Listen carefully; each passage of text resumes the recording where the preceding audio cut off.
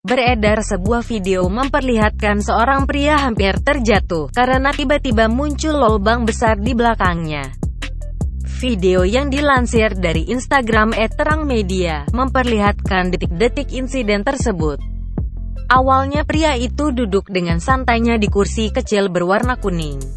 Tak lama berselang, lantai yang ada di belakangnya tiba-tiba ambles yang hampir menjatuhkan pria itu. Namun berkat refleks yang baik, pria itu pun akhirnya selamat walau kaki kirinya sempat masuk ke lubang. Kursi yang tadi ia duduki dan meja kecil di sekitarnya ikut terjatuh ke dalam lubang. Orang di sekitarnya pun nampak terkejut dan bingung dengan insiden yang baru terjadi. Dalam keterangan unggahan, belum diketahui bagaimana lantai itu bisa ambles. Diketahui, unggahan pertama dibagikan oleh akun TikTok @inami212 pada tanggal 9 Juni tahun 2022. Pada unggahannya, juga tidak diketahui bagaimana lantai itu bisa ambles yang hampir menelan seorang pria.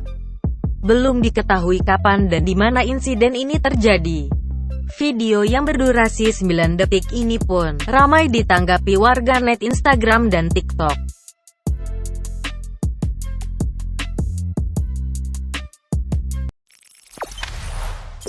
Jangan lupa subscribe, share, komen, dan like ya.